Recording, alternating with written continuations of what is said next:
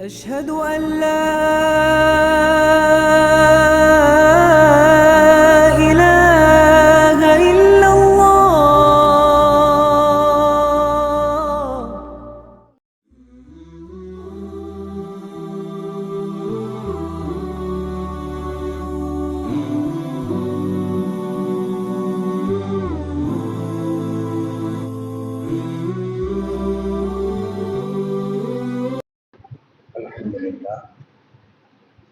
الحمد لله نحمده ونستعينه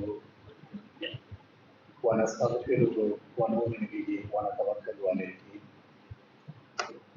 ونعوذ بالله من شرور انفسنا ومن سيئات اعمالنا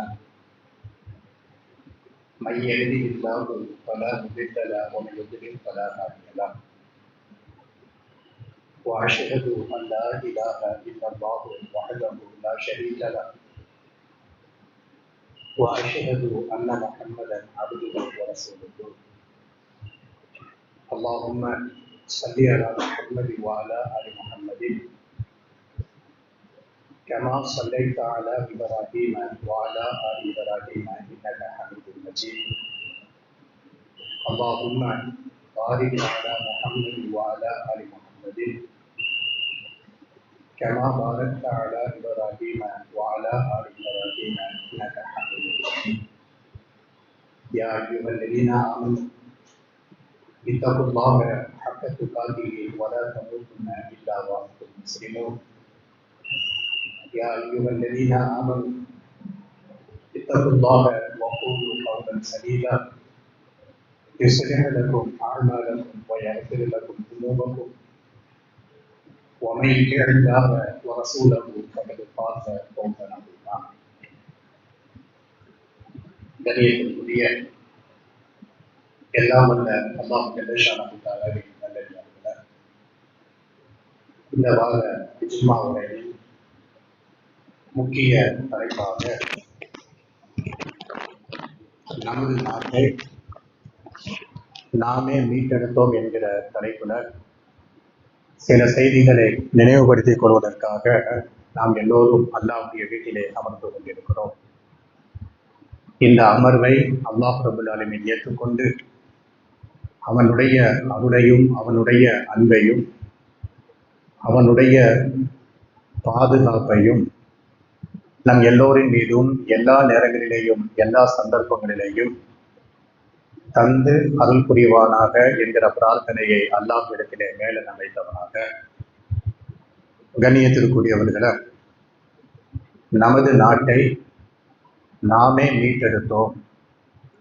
நாம வாழக்கூடிய இந்த இந்திய திருநாடு ஆங்கிலேயர்களிடத்தில அடிமைப்பட்டு கடந்த பொழுது இந்த நாட்டை மீட்டெடுத்ததுடைய பெரும் பங்கு முஸ்லிம்களுக்குத்தான் இருக்கிறது என்கிற இந்த செய்தியை நம்ம வீடுகளில் இருக்கக்கூடிய பிள்ளைங்களுக்கு அடிக்கடி நினைவுபடுத்தி கொண்டே இருக்க வேண்டும். நாம வாழக்கூடிய இந்த இந்திய திருநாடு இருக்குது இல்லையாமா, இந்த நாடு வெள்ளையர்களுக்கு அடிமைப்பட்டு கடந்த இந்த நாட்டை மீட்டெடுத்ததுடைய பெரும் பங்கு இருக்குது பாருங்க. 99.25 பங்கு இருக்குத. இந்த பங்கு முஸ்லிம்களுக்கு மட்டும்தான் இருக்கிறது என்கிற இந்த செய்தியை அடுத்தடுத்து வரக்கூடிய நம்மளுடைய சந்ததிகளுக்கு இந்த செய்தியை நாம கடத்தி கொண்டே இருக்க வேண்டும். அதை பற்றிய சில செய்திகளை தெரிந்து கொள்வதற்காக வேண்டிதான் நாம் எல்லோரும் அல்லாஹ்வுடைய வீட்டிலே அமர்ந்து கொண்டிருக்கிறோம். அதாவது இந்த நாட்டினுடைய 78வது சுதந்திர தினத்தை கொண்டாடிவிட்டு நாம் எல்லோரும் அமர்ந்து கொண்டிருக்கிறோம். இந்த நாட்டில் இருக்கக்கூடிய மேல்மட்டத்தில் இருக்கக்கூடிய அதிகார வர்க்கத்தில் இருக்கக்கூடிய எல்லோரும் என்ன செஞ்சிருக்கிறாங்க, இந்த நாட்டினுடைய சுதந்திர தினத்தை கொண்டாடி இருக்கிறாங்க. இந்த நாட்டினுடைய சுதந்திர கொடியை என்ன செஞ்சிருக்கிறாங்க, ஏற்றி இருக்கிறாங்க. நம்ம நாட்டினுடைய பிரதமர் அவங்க என்ன பண்ணியிருக்கிறாங்க, டெல்லியில இருக்கக்கூடிய செங்கோட்டையில இந்த கொடியை ஏற்றியதற்கு பிறகு இந்த மக்களுக்கு என்னென்ன செய்திகளை எல்லாம் சொல்ல வேண்டுமோ அந்த செய்திகளை சொல்லி முடிச்சிருக்கிறாங்க. அதாவது இந்த நாட்டில் சுகாதாரமான தண்ணீர் கிடைக்க மாட்டேங்குது, அதை பற்றிலாம் பேசல. இந்த நாட்டில் பாதுகாப்பான மருத்துவம் இல்லை, அதை பற்றி பேசல. வட மாநிலங்கள்ல மருத்துவமனைக்கு போனீங்கன்னா மருத்துவமனையில் மரணம் அடைந்து விட்ட பாடிகளை கொண்டு போவதற்கு வாகனங்கள் கிடையாது. தோல்ல போட்டுக்கிட்டு என்ன செய்யறான், போய்கிட்டு வந்துக்கிட்டு இருக்கிறான். அதை பற்றி பேச முடியல. அதே மாதிரி தூய்மையான உணவுகள் கிடைக்கிறத, அதை பற்றி பேசல. இன்னும் கூட இந்த நாட்டில் சேரிகளில் வாழக்கூடிய மக்கள் சாக்கடையினுடைய ஓர பகுதிகளில் கூடாரத்தை போட்டுட்டு அந்த கூடாரத்துக்குள்ளாலேயே சாப்பிடுகிறார், அந்த கூடாரத்துக்குள்ளாலேயே மலஞ்சலம் கழிக்கிறார், அந்த கூடாரத்துக்குள்ளாலேயே பிள்ளைங்களுக்கு திருமணத்தை நடத்தி வைக்கிறார், அந்த கூடாரத்துக்குள்ளாலேயே பிள்ளைங்களை பெற்றெடுக்கிறார். அதை பற்றி பேசல. அதே மாதிரி பொதுவான கல்வி முறைகள், அந்த கல்வி முறையை பற்றி பேசல. இந்த நாட்டினுடைய பாதுகாப்பு, இப்படி என்னமெல்லாமோ இருக்கிறது. அதையெல்லாம் பற்றி பேசுவதற்கு நம்ம நாட்டினுடைய பிரதமருக்கு நேரம் கிடைக்கல, நினைவுக்கு வரல. கொடியை ஏற்றி முடித்ததற்கு பின்னாடி நம்ம நாட்டுடைய பிரதமர் மக்களுக்கு சொன்ன செய்தி என்ன? ஒரே நாடு ஒரே தேர்தல், அதை கொண்டு வர வேண்டும். மதசார்பற்ற நாடாக சிவில் கோர்ட்டுன்னு சொல்றாங்க இல்லையா, அதாவது எல்லோருக்கும் பொது சிவில் சட்டம், அதை கொண்டு வர வேண்டும். இந்த நாட்டுல மக்களுக்கு சொல்ல வேண்டிய எவ்வளவோ செய்திகள் இருக்குது. அதுல எதையுமே பற்றி பேசாமல் பொது சிவில் சட்டத்தை கொண்டு வர வேண்டும், ஒரே தேர்தல் ஒரே நாடு என்பதை கொண்டு வர வேண்டும். பங்களாதேஷில் இந்து மக்களுக்கு பாதுகாப்பு இல்லை என்பதாக சொல்லி இந்த நாட்டில் இருக்கக்கூடிய 140 கோடி மக்கள் கவலைப்படுகிறார்கள் என்பதாக சொல்லி சுதந்திர கொடியை ஏற்றியதற்கு பிறகு மக்களுக்கு இதே ஒரு மெசேஜாக என்ன செய்யறாங்க, சொல்றாங்க. நாம சொல்ல வருகிறோம் அப்படின்னு கேட்டோம்னா, 78வது சுதந்திர தினத்தை கொண்டாடியதற்கு பிறகு நம்ம நாட்டினுடைய பிரதமர் அவர்கள் இப்படி மக்களிடத்துல பேசியிருக்கிறாங்க. அதே மாதிரி இந்த நாட்டில் இருக்கக்கூடிய ஒவ்வொரு மாநிலத்துடைய முதலமைச்சர்கள் மக்களுக்கு என்ன சொல்ல வேண்டுமோ அதை சொல்லி இருக்கிறாங்க. அதே மாதிரி இந்த மாநிலத்தில் இருக்கக்கூடிய மாவட்டத்தினுடைய இருக்கக்கூடிய ஆட்சியாளர்கள் மக்களிடத்துல என்ன சொல்ல வேண்டுமோ அதை எல்லாம் சொல்லி இருக்கிறாங்க. இந்த நாட்டிற்காக வேண்டி சுதந்திரத்திற்காக வேண்டி பாடுபட்டவருடைய பட்டியல் என்பதாக சொல்லி எல்லோருடைய பெயரையும் சொல்லி இருக்கிறாங்க. ஆனா வசதியாக வாய்ப்பாக என்ன பண்ணி போட்டாங்க, முஸ்லீம் தியாகிகள் இருக்கிறாங்களே, இந்த நாட்டினுடைய சுதந்திரத்திற்காக வேண்டி பாடுபட்ட முஸ்லீம் தியாகிகள் இருக்கிறாங்களே, அவங்களை பற்றி என்னமோ பேச மறந்து விடுகிறார்கள். சொல்லி வச்ச மாதிரி எல்லோரும் ஒருபோல என்ன செய்யறாங்க, முஸ்லிம்களுடைய சுதந்திர போராட்டத்தை பற்றி பேசுவதற்கு, சொல்லுவதற்கு, நினைவுபடுத்துவதற்கு யாருக்குமே மனசு வர மாட்டேங்குது. அப்ப நாம தான் என்ன செய்ய வேண்டும், இந்த நாட்டினுடைய சுதந்திரத்திற்காக வேண்டி நம்ம மக்கள் என்ன பேசினார்கள், எவ்வளவு தியாகம் செய்திருக்கிறார்கள் என்பதை நாம தான் என்ன செய்ய வேண்டும், நம்ம மக்களுக்கு மத்தியில பேச வேண்டும். சரிங்களா? அந்த அடிப்படையில பொதுவாகவே இந்த நாட்டை சுதந்திர நாடாக ஆக்குவதற்கு முஸ்லிம்களாக இருக்கக்கூடிய நாமும் இவ்வளவு தியாகம் பண்ணியிருக்கிறோம் பாருங்க. இந்த தியாகத்தை பண்ணுவதற்குண்டான காரணம் என்ன? இந்த நாட்டை வெள்ளையினிடமிருந்து சுதந்திர நாடாக மீட்டெடுப்பதற்கு நாம செய்த அந்த தியாகம், அவ்வளவு பெரிய தியாகம் செய்ததுக்கான காரணம் என்ன என்பதை நாம அடிப்படையிலேயே தெரிந்து கொள்ள வேண்டும். என்ன காரணம்? முதல் காரணம் என்ன அப்படின்னு கேட்டோம்னா, எதுக்கு இந்த நாட்டை சுதந்திர நாடாக ஆக்குவதற்கு, வெள்ளையர்களிடமிருந்து இந்த நாட்டை சுதந்திர நாடாக ஆக்குவதற்கு நாம எடுத்துக்கொண்ட தியாகத்துல முதல் காரணம் என்ன அப்படின்னு கேட்டோம்னா, பொதுவாகவே லாஜிக்காக நாம ஒரு பொருளை, நாம அனுபவித்த ஒரு பொருள், நாம வாங்கிய ஒரு பொருள், இந்த பொருள் நம்மை விட்டும் கலைந்து விட்டதுன்னு வச்சுக்கிடுங்க, நம்மளை விட்டும் காணாமல் போய்விட்டதுன்னு வச்சுக்கிடுங்க. இந்த காணாமல் போன இந்த பொருளை தேடுவதற்குண்டான மிக மிக மிக முக்கியமாக அந்த பொருளை தேடுவதற்கு நாம தான் என்ன செய்வோம், முயற்சி பண்ணுவோம். அப்படிதானே இல்லையா? நான் இருக்குது என்னுடைய மொபைலு, இந்த மொபைலு காணா போயிடுச்சின்னு வச்சுக்கிடுங்க. நீங்க யாராவது அந்த மொபைலை கண்டுபிடிப்பதற்கு முயற்சி பண்ணுவீங்களா? முயற்சி பண்ண மாட்டோம். ஆனா நான் என்ன பண்ணுவேன், 100க்கு 100 முயற்சி பண்ணுவேன். ஏன்? அது என்னுடைய மொபைலு, நான் பயன்படுத்திய மொபைலு, அது என்னுடைய சொந்த காசுல வாங்கப்பட்ட மொபைலு.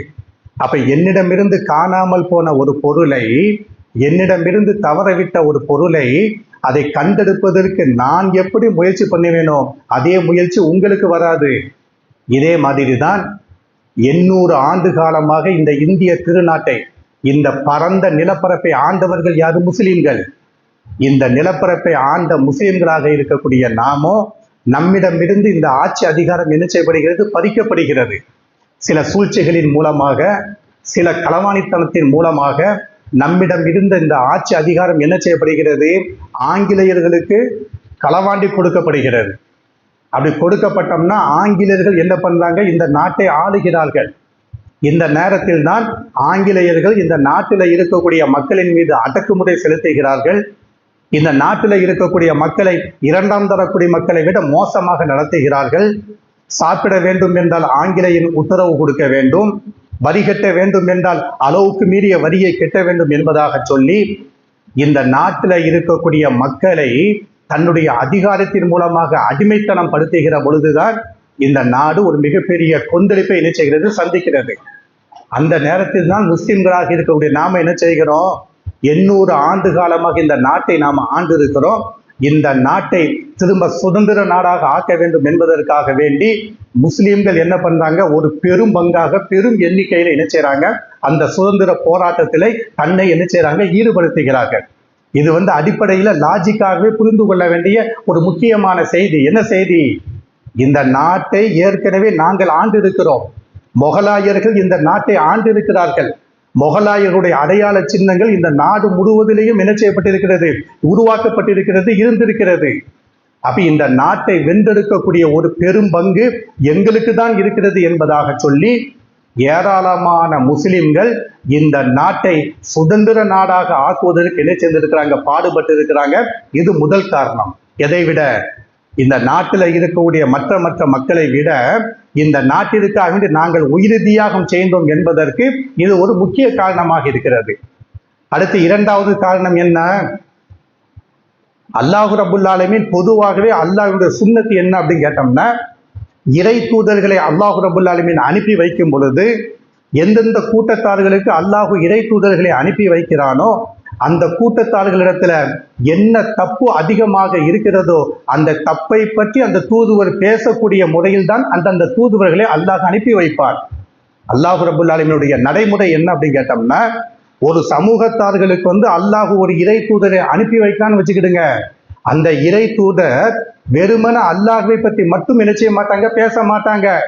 அல்லாஹ் ஒருவனாக இருக்கிறான், அல்லாஹுக்கு இணை துணை கிடையாது என்ற அந்த ஓரிரை கொள்கை இருக்குது பாருங்க, அந்த ஓரிரை கொள்கையை பற்றி மட்டும் என்ன செய்ய மாட்டாங்க, பேச மாட்டாங்க. மாறாக அந்த கூட்டத்தார்கள் என்னென்ன தப்புகளை செய்கிறார்களோ அந்த தப்புகளையும் சுட்டி காண்பித்து தான் என்ன செய்வார்கள், ஓரிரை கொள்கையை சொல்லுவார்கள். ஓரிரை கொள்கையும் அந்த மக்களுக்கு என்ன செய்வாங்க, எடுத்து சொல்லுவாங்க. அதே மாதிரி அந்த சமூகத்தார்கள் என்ன தப்பு செய்கிறார்களோ அந்த தப்பையும் என்ன செய்வாங்க, போட்டு உடைச்சு என்ன செய்வாங்க, பேசுவாங்க. அந்த அடிப்படையில தான் ஃபிரௌன் என்ன பண்ணுகிறான், பனு இஸ்ரவேலர்களை அடிமைகளாக வைத்திருக்கிறார். பனு இஸ்ரவேலர்கள் என்று நாம சொல்றோம் இல்லையா, லெபனான், ஜோர்டான், அந்த பலஸ்தீன், அந்த மிஸ்ரு போன்ற அந்த நாடுகளை ஒட்டி இருக்கக்கூடிய இஸ்ரவேலர்கள் இருக்கிறாங்க பாருங்க. அந்த இஸ்ரவேலர்களை ஃபிரௌன் என்ன பண்ணுகிறான், தன்னுடைய அடிமைகளாக வைத்திருக்கிறான். ஃபிரௌன் தன்னுடைய அந்த அதிகார வர்க்கத்தை என்ன செய்கிறான், அந்த மக்களின் மீது ஏவி விடுகிறான், அடிமைகளாக கொடுமைப்படுத்துகிறான். இப்படி கொடுமைப்படுத்தக்கூடிய அந்த காலகட்டத்தில் தான் இறை தூதர் மூசா நபி அலைஹிஸ்ஸலாத்து வஸ்ஸலாம் அவர்களை அல்லாஹ் ரப்புல் ஆலமீன் அனுப்பி வைக்கிறார். மூசா நபிக்கு அல்லாஹ் சொன்ன சட்டம் என்ன, ஓரிரை கொள்கையும் நீ சொல்ல வேண்டும். அதே சமயத்துல இஸ்ரவேலர்கள் அடிமைகளாக இருக்காங்க பாருங்க, அந்த இஸ்ரவேலர்களை அடிமைகளுடைய அந்த ஒரு புடியில இருந்து வெளியே கொண்டு வர வேண்டும் என்பதாக சொல்லி அல்லாஹ் ரப்புல் ஆலமீன் இறை தூதர் மூசா நபியை அல்லாஹ் அனுப்பி வைக்கிறார். மூசா நபி அலைஹிஸ்ஸலாத்து வஸ்ஸலாம் அவங்க ஃபிரௌனை சந்திக்கும் பொழுது அல்லாஹ்வை பற்றி மட்டும்தான் எடுத்து சொன்னார்களா, அல்லாஹ் ஒருவனாக இருக்கிறான், அல்லாஹ்வுடைய வன்மையை பற்றி மட்டும்தான் எடுத்து சொன்னாங்களா? கிடையாது. அல்லாஹ்வினுடைய வல்லமையை பற்றி எடுத்து சொல்லக்கூடிய அதே நேரத்துல மூசா நபி அலைஹிஸ்ஸலாத்து வஸ்ஸலாம் ஃபிரௌனை பார்த்து சொன்னார்கள். எப்படி சொன்னார்கள், அன் அரிசில் மாயனா பனி இஸ்ராயில். சூரா தாகாவுல அல்லாஹ் ரப்புல் ஆலமீன் இந்த நிகழ்ச்சியை எப்படி சொல்லுகிறார், ஃபிரௌன் இடத்திலே மூசாவும் வந்தார்கள், ஹாரூன் நபி அலைஹிஸ்ஸலாத்து வஸ்ஸலாம் அவங்க 2 பேர்களும் வந்தார்கள். என்ன சொன்னாங்க, ஃபகூலா இன்னா ரசூலா ரப்பில் ஆலமீன், ரப்புல் ஆலமீனிடம் இருந்து நாங்கள் 2 பேர்களும் தீர்க்கதரிசிகளாக வந்திருக்கிறோம். தூதுத்துவத்தை சொல்றாங்க. மூசா நபி அலைஹிஸ்ஸலாத்து வஸ்ஸலாம் அவர்களும் ஹாரூன் நபி அலைஹிஸ்ஸலாத்து வஸ்ஸலாம் அவங்களும் ஃபிரௌன்ட்ட என்ன சொல்றாங்க, தன்னுடைய தூது பணியை என்ன செய்றாங்க, சொல்றாங்க. தூது பணியை சொன்னதற்கு பிறகு ஃபிரௌன் எந்த இஸ்ரவேலர் மக்களை அடிமைகளாக வைத்திருந்தார்களோ அந்த இஸ்ரவேலர்களை விடுதலையாக்க வேண்டும் என்கிற செய்தியையும் கூட சேர்த்து என்ன செய்றாங்க, சொல்றாங்க. எப்படி சொல்றாங்க, நாங்கள் ரப்புல் ஆலமீனிடமிருந்து தூதர்களாக வந்திருக்கிறோம், தூது செய்தியை உன்னிடத்திலே சொல்லி இருக்கிறோம், கூட எதையும் சொல்லுகிறோம், அன் அரிசில் மாயனா பனி இஸ்ராயில், பனு இஸ்ரவேலர்களை எங்களோடு அனுப்பி வைத்துவிடு, வலா துஅதிபுஹும், பனு இஸ்ரவேலர்களை நீ அளவுக்கு மீறி அவங்களுடைய சக்திக்கு மீறி நீ என்ன செய்யற, கொடுமைப்படுத்திக்கிட்டு இருக்கிற, அப்படி கொடுமைப்படுத்தாத என்பதாக சொல்லி பனு இஸ்ரவேலர்களுக்கு விடுதலை கொடுக்க வேண்டும் என்கிற அந்த ஒரு உயர்ந்த சுதந்திர வார்த்தையை யார் பேசுறாங்க? மூசா நபி அலைஹிஸ்ஸலாத்து வஸலாம் அவங்க ஃபிரௌனிடத்திலே பேசுகிறார்கள். அப்போ குர்ஆன் சொல்லக்கூடிய செய்தி என்ன? ஒரு மக்கள் அடிமைக்கு உள்ளாக்கப்படுகிறார்கள் என்றால், ஒரு மக்கள் கொடுமைக்கு உள்ளாக்கப்படுகிறார்கள் என்றால், அந்த மக்களை அந்த ஆதிக்க வர்க்கத்திலிருந்து எப்படி வெளியே கொண்டு வர வேண்டும், அந்த கொடுமையில இருந்து எப்படி வெளியே கொண்டு வர வேண்டும் என்கிற செய்தியை திருமறை குர்ஆன் அல்லாஹ் ரப்பல் ஆலமீன் சொல்லி காட்டுகிறான். இந்த நாட்டினுடைய சுதந்திரத்திற்காக வேண்டி பாடுபட்ட நம்முடைய முன்னோர்கள் இருக்கிறாங்களே, இந்த வசனங்களை அப்படியே யோசனை பண்ணி பார்க்கிறார்கள். அட, ஃபிரௌன் என்பவன் ஒரு கொடுங்கோலன், அவனுடைய கொடுங்கோல ஆட்சிக்கு கீழால இருக்கக்கூடிய இஸ்ரவேலர்களை அந்த அடிமைத்தனத்தில இருந்து விடுதலை பெற வேண்டும் என்பதற்காக வேண்டி எப்படி ஒரு இறை தூதரை அல்லாஹ் அனுப்பி வைத்து அந்த அடிமைத்தனத்தை பற்றி அல்லாஹ் பேச வைத்தானோ, அதே மாதிரிதான் நமக்கு ஒரு பொறுப்பு இருக்குது. யார் யோசிக்கிறாங்க? இந்த சுதந்திரத்திற்காக வேண்டி பாடுபட்ட நம்மளுடைய அப்பம்பாட்டன் முன்னோர்கள் இருக்கிறாங்களே, அவங்க யோசிக்கிறாங்க. அதிலும் குறிப்பாக அதுல இருக்கக்கூடிய ஆலிம்கள் இருக்கிறாங்களா, உலமா பெருமக்கள் பள்ளி வாசல்களில் பேசுகிறார்கள். இந்த நாட்டினுடைய சுதந்திரத்திற்காக வேண்டி பாடுபடக்கூடிய அந்த நேரம் இருக்குது பாருங்க, அந்த காலகட்டம் இருக்குது பாருங்க. அந்த காலகட்டத்தில் வெள்ளையனுடைய துப்பாக்கிக்கு முன்னாடி போய் நிற்கணும், வெள்ளையனுடைய பீரங்கிகளுக்கு முன்னாடி போய் நிற்கணும். வெள்ளையனை எதிர்கொள்வதற்காக வேண்டி அன்றைக்கு வாழ்ந்த மாப்பிள்ளைமார்கள் இருக்கிறாங்களே, கேரள மாப்பிள்ளை ஆலிம்கள் இருக்கிறாங்களே, இவங்க அதே மாதிரி வட மாநிலங்கள்ல இருக்கக்கூடிய மார்க்க கல்வியை படித்துக் கொண்ட ஆலிம்கள் இருக்கிறாங்களே, இவங்க எல்லோரும் வெள்ளிக்கிழமையினுடைய மெம்பர் மேடையை எதுக்கு பயன்படுத்தினாங்க? இந்த நாட்டினுடைய சுதந்திரத்திற்காக வேண்டி நாம் என்ன செய்ய வேண்டும்? பாடுபட வேண்டும். வெள்ளையர்களுக்கு முன்னாடி அடிமைகளாக இருக்கக்கூடாது, வெள்ளையனுக்கு அளவுக்கு மீறிய கப்பம் கெட்டக்கூடாது என்பதாக சொல்லி மெம்பர் மேடையை, ஜும்மா மேடையை சுதந்திர மேடையாக என்ன செய்தாங்க? ஆக்கி வைத்தார்கள். எதை வைத்து ஆக்கி வைத்தார்கள்? திருமறை குர்ஆன் சொல்லக்கூடிய இஸ்ரவேலர்களுக்கு உரிமை குடு என்று மூசா நபி அலைஹிஸ்ஸலாத்து வஸலாம் எப்படி ஃபிரௌன்ட்ட போய் சந்திச்சு பேசினார்களோ, அந்த வசனங்களை ஆதாரமாக வைத்து அன்றைக்கு வாழ்ந்த உலமா பெருமக்கள் என்ன பண்றாங்க? வெள்ளிக்கிழமையில ஜும்மா உரையில பேசினார்கள். எந்த அளவுக்கு பேசினாங்க தெரியுமா? வெள்ளிக்கிழமையில ஜும்மா உரையில பேசப்பட்ட முக்கியமான குறிப்புகள் ஒரு குறிப்பு என்னன்னு தெரியுமா? முஸ்லிம்களாக இருக்கக்கூடிய நீங்கள் இப்படியே பேசினார்கள். ஜும்மாவுல ஒரு பெரும் கூட்டமாக பள்ளிவாசல்ல நிரம்பி இருக்கிறார்கள். அந்த ஒரு பெரும் கூட்டத்திற்கு மத்தியில அன்றைக்கு ஜும்மா உரையில பேசப்பட்ட முக்கியமான அம்சம் என்னது? நீங்கள் யாரும் ஆங்கிலம் படிக்க கூடாது, நீங்கள் யாரும் என்ன செய்யக்கூடாது? ஆங்கில மொழியை கற்கக்கூடாது, ஆங்கில மொழி படிப்பது ஹராம் என்பதாக சொல்லி மெம்பர் மேடையில ஃபத்வா கொடுத்தார்கள். ஏன் ஆங்கிலம் படிக்கக்கூடாது என்று சொன்னார்கள்? வெள்ளையனுடைய மொழியாக ஆங்கிலம் இருக்கிறது, நம்மளை ஆளக்கூடிய அந்த பிரிட்டிஷ்காரனுடைய மொழியாக எது இருக்கிறது? ஆங்கிலம் இருக்கிறது. எனவே ஆங்கிலம் படிப்பது ஹராம் என்பதாக சொல்லி அன்னைக்கு மடத்தனமான ஃபத்வாக்கள் என்ன செய்தார்கள்? கொடுத்தார்கள். அதனுடைய பிரதிபலன் என்ன என்பது இப்ப நாம அனுபவித்துக் கொண்டிருக்கிறோம். அது ஒரு சைடு இருக்கட்டும். அப்ப சொன்ன மெசேஜ் என்ன? இந்த நாட்டினுடைய சுதந்திரத்திற்காக வேண்டி அதிகமாக பாடுபட்டவர்கள் யாரு? முஸ்லிம்கள். காரணம் என்ன? திருமறை குர்ஆன்ல அல்லாஹ் ரப்பல் ஆலமீன் ஃபிரௌன்ங்கக்கூடிய ஒரு சில வசனங்களை சொல்லி அதுல நமக்கு என்ன செய்கிறான்? உணர்த்துகிறான். சுதந்திரம் தேவை என்கிற அந்த கோட்பாட்டை அல்லாஹ் என்ன செய்கிறான்? நமக்கு சொல்லி தருகிறான். அதற்கு அடுத்தபடியாக மூன்றாவது மிக முக்கியமான காரணம் என்ன? அல்லாஹ்வுடைய ரசூல் சொல்லுவாங்க, ஒரு இடத்துல அநியாயம் நடக்குதுன்னு வச்சுக்கிடுங்க, ஒரு இடத்துல அக்கிரமம் நடக்குதுன்னு வச்சுக்கிடுங்க, அந்த அக்கிரமத்தையும் அநியாயத்தையும் பார்த்து விட்டு கடந்து போகாதீங்க. உங்க கண் முன்னாடி நடக்குது, ஒரு தவறு நடக்குது, ஒரு அக்கிரமம் நடக்குது, ஒரு பலகீனமான ஒருவன் பாதிக்கப்பட்டு கொண்டிருக்கிறான். பலகீனமான ஒருவனை ஆதிக்கம் உடைய அதிகாரம் உடைய ஒருவன் என்ன செய்கிறான்? இரண்டாம் தர குடிமக்களை விட மோசமாக நடத்துகிறான். அவனின் மீது தன்னுடைய அடக்குமுறையை அவிழ்த்து விடுகிறான்.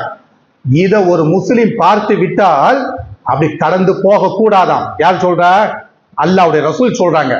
என் கண் முன்னாடி ஒருத்தன் பலகீனமானவன், அவன் பாதிக்கப்பட்டு கொண்டிருக்கிறான், அதிகாரமுடைய ஒருவன் அவனை சட்டையை பிடிச்சு அடிச்சு கொண்டு இருக்கிறான், அவன்கிட்ட வம்பிழுத்து கொண்டிருக்கிறான், முஸ்லிமாக இருக்கக்கூடிய நாமோ பார்த்து விட்டு நமக்கு ஏன் வம்பு, நம்ம ஏன் அதுல போய் தலையிடுவான, நம்ம பாத்துல கடந்து போவோம் என்பதாக சொல்லி கடந்து போக கூடாது.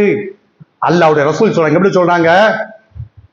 மன் குத்தில தூன மாலிகி ஃபஹுவ ஷஹீதுன், மன் குத்தில தூன மபுலூமிகி ஃபஹுவ ஷஹீதுன், மன் குத்தில தூன அஹ்லிகி ஃபஹுவ ஷஹீதுன், மன் குத்தில தூன தீனிகி ஃபஹுவ ஷஹீதுன். 4 விஷயங்களை பட்டியல் போடுகிறார்கள். நம்முடைய முன்னோர்களை இந்த நபிமொழி தான் என்ன செய்கிறது? தட்டி எழுப்பியது. எந்த நபிமொழி? அல்லாஹ்வுடைய ரசூல் சொல்றாங்க, மன் குத்தில தூன அஹ்லிகி ஃபஹுவ ஷஹீதுன். தன்னுடைய குடும்பத்திற்காக வேண்டி ஒருவன் படுகொலை செய்யப்பட்டு விட்டால் அவன் உயிர் தியாகி என்பதாக அல்லாஹ்வுடைய ரசூல் சொல்றாங்க. மனைவி மக்களை கூப்பிட்டுக்கிட்டு அப்படியே போய்கிட்டே இருக்கிறோம். மனைவி மக்களை கூப்பிட்டுக்கிட்டு போய்கொண்டு இருக்கும் பொழுது எவனாவது ஒருத்தன் மனைவியுடைய பரதாவை பிடிச்சு இழுத்துட்டான்னு வச்சுக்கிடுங்க, மனைவியுடைய ஷாலை பிடிச்சு இழுத்துட்டான்னு வச்சுக்கிடுங்க, நம்ம பிள்ளைகளுடைய சட்ட கையை பிடிச்சு இழுத்துட்டான்னு வச்சுக்கிடுங்க. நம்மள்கிட்ட முறையிடுகிற பொழுது என்னுடைய ஷாலை பிடிச்சு இழுத்துட்டான், என் புள்ள கையை பிடிச்சு இழுத்து போட்டான், என்னுடைய பரதாவை பிடிச்சு இழுத்து போட்டான் என்பதாக சொல்லி மனைவி கணவனிடத்தில் சொன்னோம்னா கணவன் என்ன செய்யக்கூடாது? கேட்டுட்டு போக கூடாதான். கணவன் என்ன செய்யக்கூடாது? கேட்டுட்டு போக கூடாது. அட, பாதிக்கப்பட்டது உன்னுடைய குடும்பம், உன்னுடைய மனைவி மக்கள். உடனே என்ன செய்யணுமா? எதுக்குடா ஷாலை பிடிச்சு இழுத்த கேட்கணுமா? இதுதான் முஸ்லிம். ஒரு முஸ்லிம் எந்த இடத்திலேயும் எந்த சந்தர்ப்பத்திலேயும் கோழையாக இருக்கவே மாட்டான். ஒரு முஸ்லிமுக்கு கோழைத்தன்மை அழகு கிடையாது. ஒரு பஞ்சாயத்து வந்துவிட்டது என்றால், குடும்பம் சம்பந்தமான பிரச்சனை வந்துவிட்டது என்றால் அந்த இடத்துல ஒரு முஸ்லிம் என்ன செய்யக்கூடாது? அமைதி காக்க கூடாது. மன் குத்தில தூன அஹ்லிஹி ஃபஹுவ ஷஹீதுன். தன்னுடைய குடும்பத்திற்காக வேண்டி பிடிச்சி இழுத்தான் பாருங்க, அவனிடத்துல போய் மல்லுக்கு நின்னான்னு வச்சுக்கிடுங்க, நீ எப்படா பிடிச்சி இழுக்கலாம் என்பதாக சொல்லி அவன்கிட்ட போய் எதிர்த்து நிற்கிறான்னு வச்சுக்கிடுங்க. கோழையாக கடந்து போகாமல், கண்டும் காணாமல் மனைவியை திருப்திப்படுத்தக்கூடாது. மனைவி என்ன செய்யக்கூடாது? சரி விட்டுரு, அவங்க 10 பேர் உட்கார்ந்து இருக்கிறாங்க, அவங்க 40 பேர் உட்கார்ந்து இருக்கிறாங்க, நம்ம இதுல பேசக்கூடாது, நம்ம இதுல வம்பு இழுக்க கூடாது என்பதாக சொல்லி மனைவியை சமாதானம் பண்ணி கூப்பிட்டுட்டு போக கூடாது, நின்னு கேட்கணும். அதைத்தான் அல்லாஹ்வுடைய ரசூல் சொன்னாங்க. எப்படி சொல்றாங்க? மன் குத்தில தூன அஹ்லிஹி ஃபஹுவ ஷஹீதுன். தன்னுடைய குடும்பம் பாதிக்கப்பட்டிருக்கிறது, அந்த பாதிப்பை கண்டு காணாமல் போய்விட்டால் அந்த இடத்துல அவன் கோழையாக மாறுகிறான். அந்த இடத்தில் எவன் பிடித்து இழுத்தானோ அவனிடத்தில் சண்டைக்கு நிற்கிறான். அந்த சண்டையில் அவன் படுகொலை செய்யப்பட்டு விட்டால் ஃபஹுவ ஷஹீதுன், அவன் உயிர் தியாகி என்பதாக அல்லாஹ்வுடைய ரசூல் சொல்றாங்க. மன் குத்தில தூன மபுலூமிஹி ஃபஹுவ ஷஹீதுன். அக்கிரமம் நடக்கிறது, அட்டுழியம் நடக்கிறது, அத்துமீறுகிறார்கள். இந்த நேரத்துல ஒரு முஸ்லிம் அப்படியே கண்டும் காணாமல் போனான்னு வச்சுக்கிடுங்க, ஒரு நாடே அடிமைத்தனத்துக்கு உள்ளாக்கப்பட்டிருக்கிறது. ஒரு நாட்டில் இருக்கக்கூடிய ஒரு நீண்ட நிலப்பரப்புடைய மக்கள் அடிமைத்தனமாக நடத்தப்பட்டு கொண்டு இருக்கிறார்கள். உண்ணுவதற்கும் திங்குவதற்கும் குடிப்பதற்கும் வரிகட்ட வேண்டிய சூழ்நிலையில இருக்கிறது. இந்த நேரத்துல ஒரு முஸ்லிம் என்ன செய்யக்கூடாது? பார்த்துக்கிட்டு அமைதியா இருக்கக்கூடாது. அக்கிரமத்துக்கு எதிராக எழுந்து நிற்க வேண்டும். அந்த அக்கிரமத்திற்கு எதிராக போராட வேண்டும். அந்த அக்கிரமத்துக்கு எதிராக ஆர்ப்பாட்டம் செய்ய வேண்டும். முடிந்தால் ஆயுதம் தூக்க வேண்டும் என்கிற ஒரு மெசேஜ் அல்லாஹ்வுடைய ரசூல் சொல்றாங்க. எப்படி சொல்றாங்க? மன் குத்தில தூன மக்லூமிஹி ஃபஹுவ ஷஹீதுன். அநியாயத்திற்காக வேண்டி ஒருவன் கேட்டு போகிறான், கேட்டு போகக்கூடிய இடத்துல அவன் படுகொலை செய்யப்பட்டு விட்டால் ஃபஹுவ ஷஹீதுன், அவன் உயிர் தியாகி. மன் குத்தில தூன தீனிஹி ஃபஹுவ ஷஹீதுன். இந்த மார்க்கத்திற்காக வேண்டி ஒருவன் படுகொலை செய்யப்பட்டு விட்டால் அவன் ஒரு உயிர் தியாகி என்பதாக சொல்லி அல்லாஹ்வுடைய ரசூல் சொல்றாங்க பாருங்க. இந்த ஹதீஸ் தான் என்னடா இது? ஒரு நீண்ட நிலப்பரப்புடைய ஒரு நாடு, அடிமைத்தனமாக நடத்தப்பட்டு கொண்டிருக்கிறோம். எங்கேயோ இருந்து வந்த ஒருவன், சுரண்டி தின்பதற்காக வந்த ஒருவன் நம்மளை அடக்குமுறைக்கு உள்ளாக்கி கொண்டிருக்கிறான், துப்பாக்கி முனையில நிப்பாட்டி வைத்துக் கொண்டிருக்கிறான், அவன் நம்மின் மீது அவனுடைய ஆயுத பலங்களை ஏவி விட்டுக் கொண்டிருக்கிறான் என்பதாக சொல்லி நம்முடைய முன்னோர்கள் இந்த அக்கிரமத்தை எதிர்த்தார்கள் பாருங்க. ஆயிரக்கணக்கான மக்கள் படுகொலை செய்யப்பட்டாங்க பாருங்க. இந்த படுகொலை தான் இந்த இந்திய நாடு சுதந்திர நாடாக ஆகுவதற்கு முக்கிய காரணமாக இருந்திருக்கிறது. அல்லாஹ்வுடைய ரசூல் ஒரு ஹதீஸை சொல்லுவாங்க, யார் ஒருவர் இறைவனுக்காக வேண்டி, அல்லாஹ்வினுடைய திருப்பொருத்தத்திற்காக வேண்டி ஒரு நாட்டினுடைய எல்லையை பாதுகாத்துக் கொண்டிருக்கிறாரோ, இதே மாதிரிலாம் எந்த தீர்க்கதரிசியும் சொல்லவில்லை. இதே மாதிரி இந்த உலகம் எத்தனையோ அறிவார்ந்த மக்களை பெற்றெடுத்திருக்கிறது. அறிவார்ந்த மக்கள் இந்த உலகத்திலே வாழ்ந்து விட்டு மறைந்து போய் இருக்கிறார்கள். இதே மாதிரியான தத்துவத்தை யாராவது சொல்லி இருக்கிறாங்களா? சொல்லல. வெறுமன சொல்லலாம், நாட்டை பாதுகாத்துக்க, உன் குடும்பத்தை நாங்க கவனிச்சுக்கிறோம் என்று சொல்லலாம். நாட்டை பாதுகாத்துக்க, ஊரை பாதுகாத்துக்க உங்களுக்கு மாத சம்பளம் தருகிறோம் என்று சொல்லலாம். ஆனா அல்லாஹ்வுடைய ரசூல் ஒரு நாட்டை பாதுகாப்பதற்கும் ஒரு நாட்டில் இருக்கக்கூடிய மக்களை பாதுகாப்பதற்காக வேண்டி தன்னுடைய ஒரு நாளை செலவழிக்கிறார் பாருங்க. அந்த நபரை பார்த்து அல்லாஹ்வுடைய ரசூல் சொல்றாங்க, யார் ஒருவர் ஒரு நாட்டையும் ஒரு நாட்டினுடைய மக்களையும் பாதுகாப்பதற்காக வேண்டி அந்த நாட்டினுடைய எல்லையில ஒரு நாளை கழிக்கிறாரோ, இவர் பூமியில் உள்ளவை, பூமிக்கு மேலால இருக்கக்கூடியவைகள் அனைத்தையும் விட ஒரு மிகப்பெரிய சிறந்த ஒரு பணியை தேர்வு செய்து கொண்டார் என்பதாக அல்லாஹ்வுடைய ரசூல் சொல்றாங்க. எப்படி சொல்றாங்க? நாட்டினுடைய எல்லையை பாதுகாப்பது இந்த பூமியை விட, இந்த பூமிக்கு மேலே இருக்கக்கூடியவைகள் அனைத்தையும் விட மிக சிறந்த பணியாகும் என்பதாக அல்லாஹ்வுடைய ரசூல் என்ன செய்றாங்க? சொல்லி தராங்க.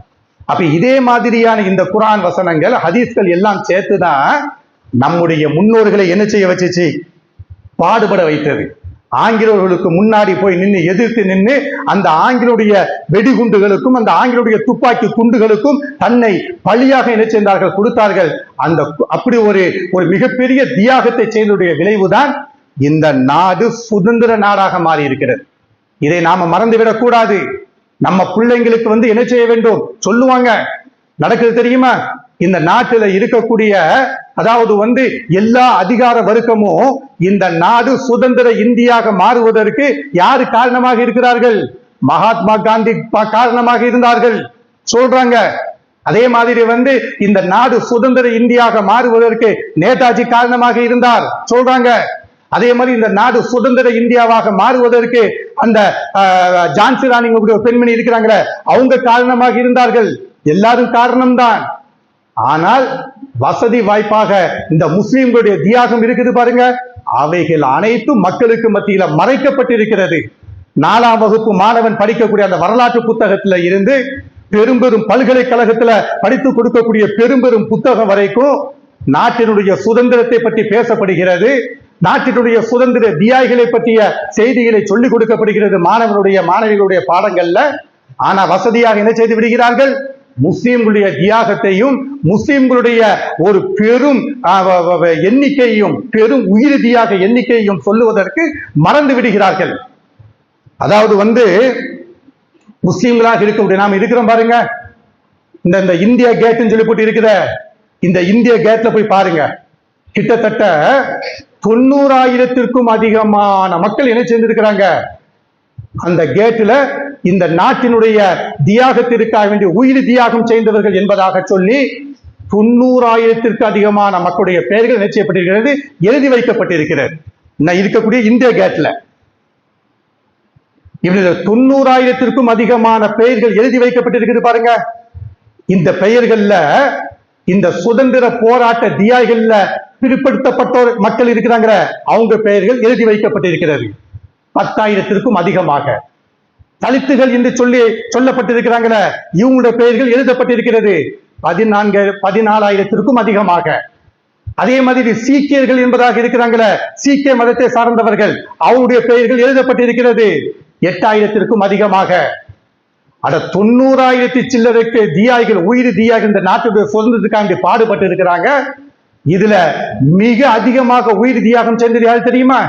பிற்படுத்தப்பட்டவர்கள் குறைந்த எண்ணிக்கை, தலித்துகள் குறைந்த எண்ணிக்கை, சீக்கியர்கள் குறைந்த எண்ணிக்கை. முஸ்லிம்களுடைய எண்ணிக்கை மட்டும் எவ்வளவு? 65,000த்துக்கும் அதிகமான முஸ்லிம் மக்கள் உயிர் தியாகம் செய்திருக்கிறார்கள். 1 2 கிடையாது, 1000 200 கிடையாது, 2000 10,000 கிடையாது, 65,000த்திற்கும் அதிகமான மக்கள் என்ன செய்திருக்கிறாங்க? இந்த நாடு சுதந்திர நாடாக ஆக வேண்டும் என்பதற்காக வேண்டி ஒரு மிகப்பெரிய எண்ணிக்கையில, அன்னைக்கு விகிதாச்சாரத்தின் பிரகாரம் 95,000 65,000 என்பது சாதாரண எண்ணிக்கை கிடையாது. ஒரு மிகப்பெரிய எண்ணிக்கையில நம்முடைய அப்பம் பாட்டன் மக்கள் என்ன செய்திருக்கிறாங்க? உயிர் தியாகம் பண்ணியிருக்கிறாங்க. எங்கேயாவது சொல்லிக் கொடுக்கப்பட்டிருக்கிறதா? ஏதாவது ஒரு பள்ளிக்கூடத்துல பள்ளி மாணவனுடைய வரலாற்று பாட புத்தகங்கள்ல எங்கேயாவது ஆசிரியர்கள் சொல்லிக் கொடுக்கிறாங்களா? கிடையாது. இது எல்லாவற்றையும் விட ஜாலியான் பாத்து படுகொலை நடந்துச்ச, ஜாலியான் பாத்து படுகொலை, நாம பள்ளிக்கூடத்துல ஜாலியான் பாத் படுகொலை என்று கேள்விப்பட்டிருக்கிறோம். அதுல படுகொலை செய்தான அவனுடைய மெசேஜ் சொல்லி தரப்பட்டிருக்கிறது. அந்த ஜெனரலுடைய பேர் என்ன, எத்தனை சிப்பாய்கள் சேர்ந்து கிட்டத்தட்ட 900 மக்களை கொலை செய்தார்கள் என்று 900 என்ற எண்ணிக்கை சொல்லப்பட்டிருக்கும். 900 பேர்களை கொலை செய்தார்களே அந்த கமாண்டோ படைகளுடைய எண்ணிக்கை சொல்லப்பட்டிருக்கும். அந்த 900 பேர்கள்ல எத்தனை பேர்கள் முஸ்லிம்கள், எத்தனை பேர்கள் பிற்படுத்தப்பட்ட மக்கள்கள், எத்தனை பேர்கள் சீக்கியர்கள்? இந்த மெசேஜ் சொல்லிக் கொடுக்கப்பட்டிருக்கிறதா? வெறுமனே நாம 900 சொல்லிவிட்டு படித்து வந்து விட்டோம். அன்னைக்கு படித்த மாணவர்கள் யாராவது அந்த 900ல முஸ்லிம்கள் எத்தனை பேர் இருக்கிறார்கள் என்று மாணவனாவது கேள்வி கேட்டிருக்கிறான? மாணவியாவது கேள்வி கேட்டிருக்கிறாங்களா?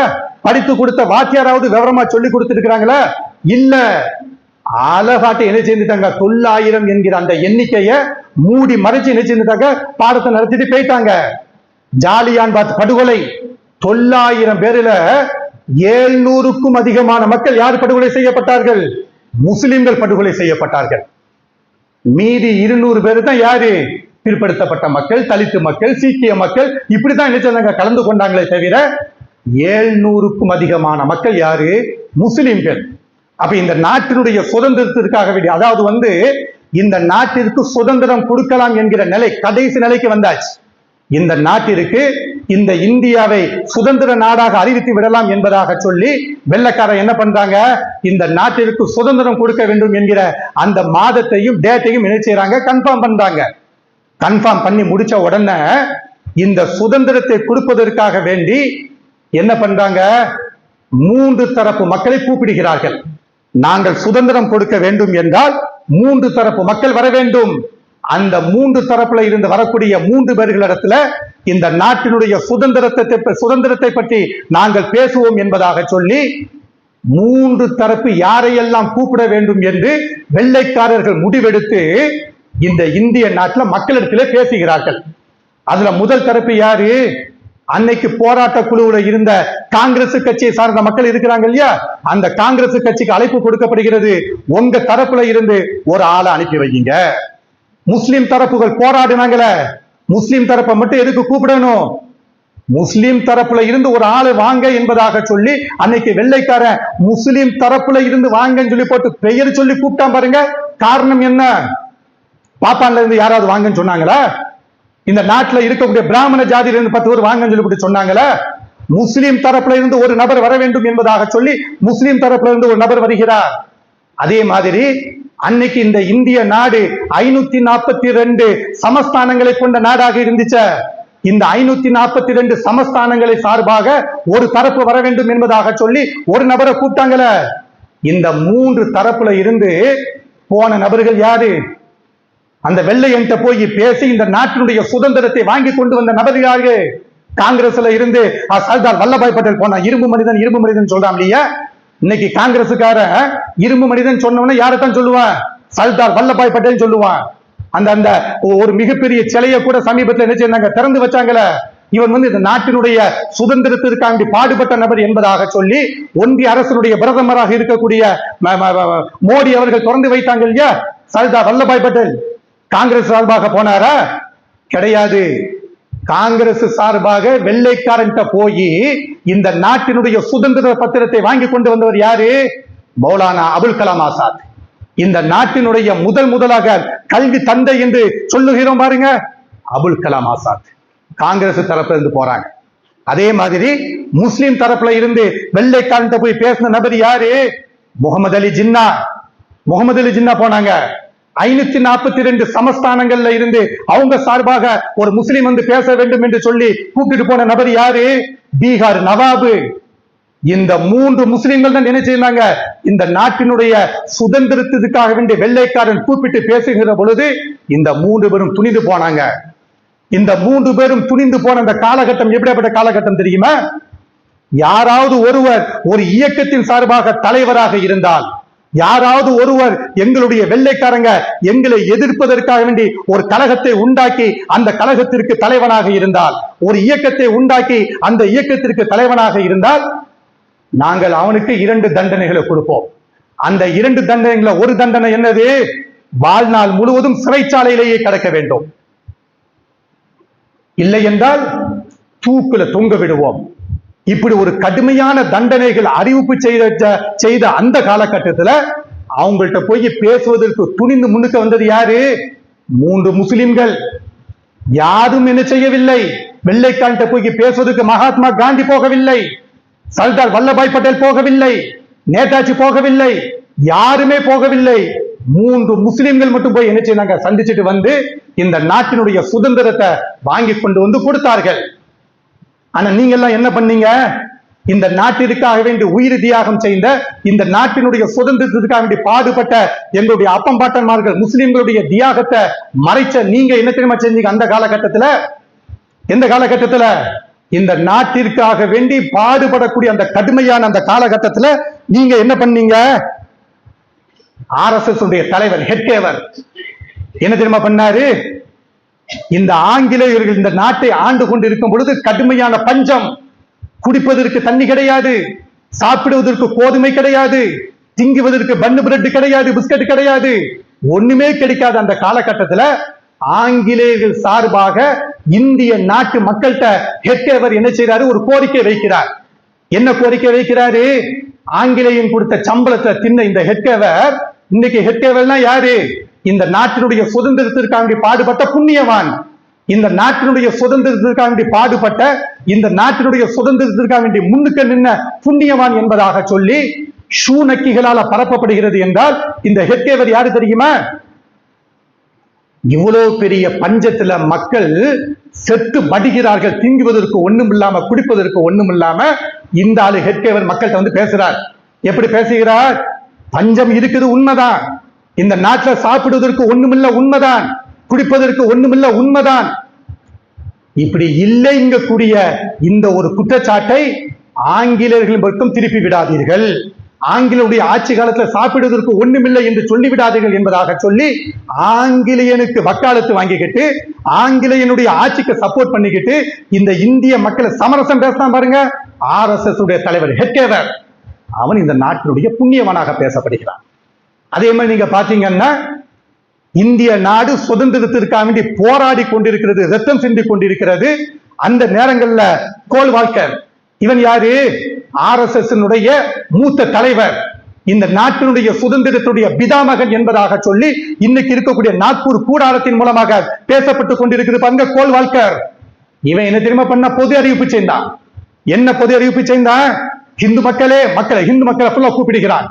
ஹிந்து மக்களை ஃபுல்லா கூப்பிட்டு சொல்லுகிறான், ஹிந்து மக்களே, ஆங்கிலேயர்களை எதிர்த்து போராடாதீர்கள், ஆங்கிலேயர்களை எதிர்த்து ஆர்ப்பாட்டம் பண்ணாதீர்கள், ஆங்கிலேயர்களை எதிர்த்து ஆயுதம் தூக்காதீர்கள், இவங்க ஆட்சி காலத்துல தான் நாம நிம்மதியாக இருக்கிறோம் என்பதாக சொல்லி கோல்வால்கர் என்ன பண்ணுகிறார்? அந்த ஆங்கிலேயர்களை எதிர்த்து போராடக்கூடிய அந்த போராட்டம் உச்சக்கட்டத்துல இருக்கும் பொழுது அந்த போராட்ட குழுவை எப்படியாவது சமாதானமாக்க வேண்டும் என்று கோல்வால்கர் பேசுகிறார். அதே மாதிரி வந்து இந்த ஆள் இருக்கிறார், யாரு? சாவர்கர். அந்த பர்மாவினுடைய சிறையில அடைக்கப்பட்டு அந்த இவரு கதை விட்டா. என்ன கதை விட்டா? பர்மாவினுடைய சிறைச்சாலையில் இருக்கக்கூடிய ஜன்னலுடைய ஓட்டை வழியாக ஒரு பருந்து ஒண்ணு என்ன செய்யும், பறவை ஒண்ணு உள்ளே வரும். அந்த பறவையில ஏறி உட்காருவாரு. அந்த ஓட்டை வழியாக வெளியே போய் இந்தியாவை சுத்தி பார்த்து விட்டு திரும்ப உள்ளே வந்து உட்கார்ந்து வருவார். அந்த அளவிற்கு சாவர்கர் புண்ணியவான் என்பதாக சொல்லி இந்த மக்களுடைய காதுல பூச்சுத்துனா பாருங்க. நாக்பூர் கூடாரம். இந்த RSS உடைய தலைவர் சாவர்கர் என்ன பண்ணாரு? ஆங்கிலேயர்கள் என்ன பண்றா? சாவர்கரை கைதியாக பிடிக்கிறார். கைதியாக பிடிச்சோம்னா சாவர்கர் என்ன பண்றாரு? ஆங்கிலேயர்கள்ட்ட கெஞ்சுகிறார். எப்படி கெஞ்சுகிறார்? என்னை நீங்கள் விடுதலை செய்து விட்டால், இந்த சிறையில இருந்து என்னை நீங்கள் வெளியே தள்ளிவிட்டால் காலம் முழுவதும் உங்களுக்கு நான் அடிமையாக இருப்பேன், காலம் முழுவதும் அடிமையாக இருந்து உங்களை எதிர்த்து நான் போராட மாட்டேன் என்பதாக சொல்லி சாவர்கர் அடிமை பத்திரம் எழுதி கொடுத்து விட்டு வெளியே வந்திருக்கிறார். இவனெல்லாம் யாரு? இந்த நாட்டினுடைய புண்ணியவான்கள், இந்த நாட்டிற்காக பாடுபட்ட சுதந்திர போராளிகள். ஆனா நாம யாரு? இந்த நாட்டிற்காக வேண்டி அதிகமான எண்ணிக்கையில உயிர் தியாகம் செய்திருக்கிறோம், பொருள் தியாகம் செய்திருக்கிறோம், பொண்டாட்டி பிள்ளைங்களை அனாதைகளாக ஆக்கியிருக்கிறோம். வெள்ளைக்காண்டு துப்பாக்கி முன்னாடி அவனுடைய துப்பாக்கியிலிருந்து வெளியே வரக்கூடிய ரவைகளுக்கு நாம பலியாக ஆகி இருக்கிறோம். பீரங்கிகளுக்கு முன்னாடி விழுந்து என்ன செஞ்சிருக்கிறோம்? உயிர் தியாகம் பண்ணியிருக்கிறோம். இப்படி எல்லாம் உயிர் தியாகம் செய்து இந்த நாட்டிற்கு சுதந்திரத்தை வாங்கி கொடுத்த முஸ்லிம்கள் யாரு? இன்று வரைக்கும் பேசப்பட்டுக் கொண்டிருக்கிறோம். பயங்கரவாதிகள், தீவிரவாதிகள். எனவேதான் இந்த நாட்டினுடைய சுதந்திர போராளிகள் இந்த நாட்டை மீட்டெடுப்பதற்கு நாம் தான் பாடுபட்டோம் என்கிற இந்த செய்தியை நம்ம பிள்ளைங்களுக்கு கடத்த வேண்டும். வரக்கூடிய காலங்கள் எப்படி இருக்கும் என்று சொல்ல முடியாது. வரக்கூடிய காலங்கள்ல இந்த நாட்டினுடைய சுதந்திர போராட்டங்களுடைய நம்முடைய அப்பம்பாட்டனுடைய வரலாற்று நிகழ்ச்சிகள் எல்லாம் என்ன செய்யப்பட்டு கொண்டிருக்கிறது? கொஞ்சம் கொஞ்சமாக அழிக்கப்பட்டு கொண்டிருக்கிறது. நம்ம பிள்ளைங்களுக்கு நாம தான் சொல்லிக் கொடுக்க வேண்டும். அல்லாஹ் ரப்பல் ஆலமீன் அவனுடைய மார்க்கத்தை தூய்மையான முறையில் பின்பற்றி நடக்கூடிய நன்மக்களாக நம்ம அனைவரையும் அல்லாஹ் ஆக்கியிருக்கிறார்.